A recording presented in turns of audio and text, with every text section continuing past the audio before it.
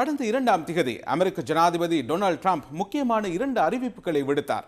இந்த தீர்வை வரி அதிகரிப்பு தொடர்பான இந்த அறிவிப்பை அடுத்து உலகளாவிய ரீதியிலே வர்த்தக துறையில் பாரிய நெருக்கடி நிலை ஏற்பட்டிருக்கின்றது. அதாவது உலகில் அனைத்து நாடுகளும் அமெரிக்காவிற்கு பொருட்களை ஏற்றுமதி செய்கின்ற அனைத்து நாடுகளுக்கும் பொருந்தும் வகையிலே ஏப்ரல் மாதம் 5ஆம் திகதி முதல் நடைமுறைக்கு வரும் வகையிலே 10% தீர்வை வரியை அமெரிக்க ஜனாதிபதி அறிவித்தார். அதேபோன்று தெரிவு செய்யப்பட்ட சில நாடுகளுக்கு 60% வரையிலான தீர்வை வரியை ஜனாதிபதி ட்ரம்ப் அறிவித்திருந்தார். ஒப்பீட்டளவிலே ஒவ்வொரு நாடுகளுக்கு இடையிலான அவர்களோடு கொடுக்கல் வாங்கலில் ஈடுபடுகின்ற போது இடம்பெறுகின்ற ஏற்றுமதி இறக்குமதியின் அளவை கருத்தில் கொண்டு இந்த தீர்வை வரி விதிக்கப்படுவதாக ஜனாதிபதி ட்ரம்ப் கூறியிருந்தார். அதே நேரத்திலே இந்த அமெரிக்காவுடன் கொடுக்கல் வாங்கல் செய்கின்ற நாடுகள் அவர்கள் அதிக வித்தியாசத்தில் அனுகூலங்களை பெற்றுக்கொள்வதற்கான சந்தர்ப்பத்தை வழங்க முடியாது என்றதன் காரணமாக இவ்வாறு தீர்வை வரி விதிக்கப்படுவதாக டொனால்ட் ட்ரம்ப் தெரிவித்திருந்தார். அது மாத்திரமல்ல, சீனாவுக்கு குறிப்பாக 34% வரியை அமெரிக்கா விதித்திருந்தது. ஏற்கனவே பல்வேறு தடைகள் அதை போன்று பல்வேறு வரிகளை விதித்திருக்கின்ற அமெரிக்கா இம்முறை சீனாவிற்கு 34% தீர்வை வரியை விதித்திருக்கின்றது. ஆனால் சீனா இதை பார்த்து கொண்டு வெறுமனே இருக்கவில்லை. அவர்கள் பதிலடியாக 34% வரியை அமெரிக்க பொருட்களுக்கு விதித்திருக்கின்றார்கள். இந்த நிலையிலே அமெரிக்க ஜனாதிபதி இது தொடர்பாக எவ்வாறான பதிலை வழங்கியிருக்கின்றார்? ஜனாதிபதி ட்ரம்ப் ட்ரூத் சோஷியல் சமூக வலைதளத்தில் பதிவொன்றை மேற்கொண்டு சீனாவுக்கு பதிலளித்துள்ளார்.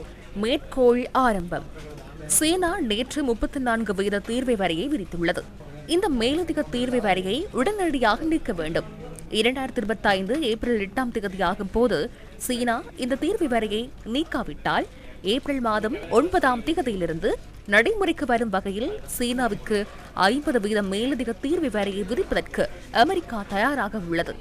மேற்கோள் நிறைவு. சீன வர்த்தக அமைச்சு ஜனாதிபதி ட்ரம்பிற்கு இன்று மீண்டும் பதிலளித்தது. இறுதி வரை போராடப் போவதாகவும் சீனா உறுதியாக தெரிவித்துள்ளது. ஜனாதிபதி ட்ரம்ப் தவறுக்கு மேல் தவறளிப்பதாகவும் தம்மை மிரட்டுவதாகவும் சீன வர்த்தக அமைச்சு தெரிவித்துள்ளது. எந்த ஒரு காரணத்திற்காகவும் தாம் விதித்த 34% வரியை மீளப் பெறப்போவதில்லை என்பதே சீனாவின் நிலைப்பாடாக அமைந்துள்ளது.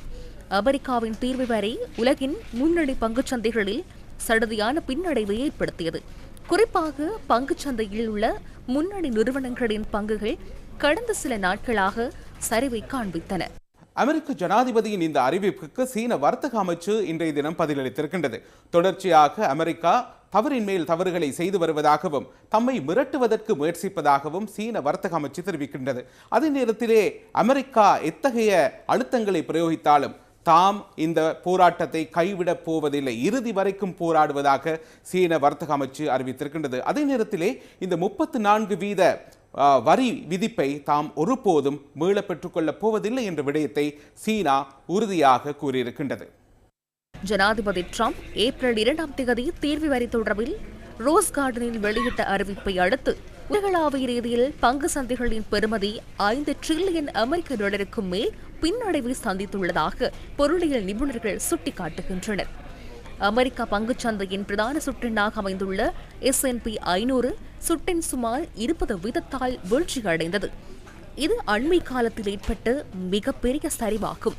திங்கட்கிழமை பங்குச்சந்தை கொடுக்கல் வாங்கல் இறுதியில் ஆப்பிள் நிறுவனத்தின் 3 நாள் நட்டம் 19% சந்தையில் 638 பில்லியன் டாலரை அந்த நிறுவனம் இழக்க நேரிட்டுள்ளதாக சர்வதேச ஊடகங்கள் கூறுகின்றன. ஐக்கிய ராச்சியத்தின் பிரதான வர்த்தக சந்தை சுட்டெண்ணான FTSE 100 சுட்டெண் அமெரிக்க ஜனாதிபதியின் தீர்வு வரி கொள்கை அறிவிப்பை அடுத்து மிகப்பெரிய வாராந்த சரிவை காண்பித்துள்ளது. குறித்த சுட்டெண் 7% சரிந்துள்ளது. கோவிட்-19 காலப்பகுதியில் இந்த சுட்டெண் 11% வரலாற்று பின்னடைவை சந்தித்திருந்தது. இதேவேளை பின்னடைவை சந்தித்திருந்த ஆசிய பங்குச் சந்தைகளில் முன்னேற்றம் ஏற்பட்டு வருகின்றமை விசேட அம்சமாகும். ஜப்பானின் நிக்கே 225 பங்குச் சுட்டெண் இன்றைய கொடுக்கல் வாங்கல் நிறைவில் 6% முன்னேற்றத்தை பதிவு செய்திருந்தது.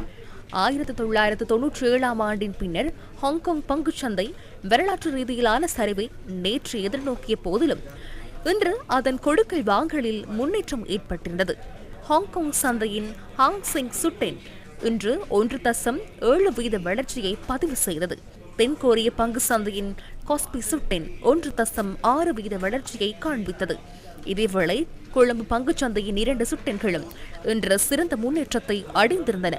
அனைத்து பங்குகளினதும் விலை சுட்டெண் 19 வீதத்தால் அதிகரித்திருந்ததுடன் S&P இல் 20 சுட்டெண் 4.54 வீத வளர்ச்சியை பதிவு செய்தது.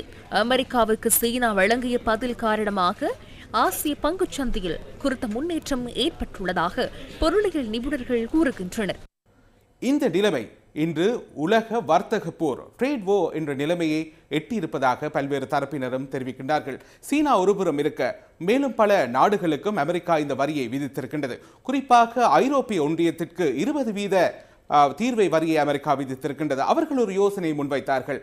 அதாவது 0 to 0 தீர்வை வரியற்ற கொடுக்கல் வாங்கலுக்கு செல்ல வேண்டும் என்ற யோசனை அவர்கள் முன்வைத்திருந்தார்கள். இருந்த போதிலும் அமெரிக்கா அதனை நிராகரித்திருக்கின்றது. அமெரிக்க ஜனாதிபதி அந்த யோசனையை முற்றாக நிராகரித்திருக்கின்றார். அதே நேரத்திலே அமெரிக்காவின் வெள்ளை மாளிகை ஒரு விடயத்தை கூறியிருக்கின்றது.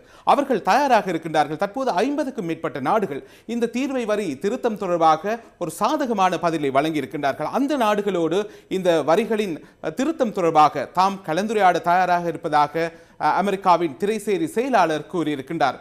இந்த நிலையில்தான் எமது பக்கம் நாங்கள் கவனம் செலுத்த வேண்டிய நேரம். இலங்கைக்கு 44 வீத தீர்வை வரியை அமெரிக்கா விதித்திருக்கின்றது. உலகமே இதற்கு இவ்வாறான பேச்சுவார்த்தைகள் பதில்களை அளிக்கும் போது எமது நாடு என்ன செய்ய போகின்றது? இலங்கை அரசாங்கம் இந்த 44 வீத வரி தொடர்பிலே எடுக்க உள்ள நடவடிக்கைகள் என்ன?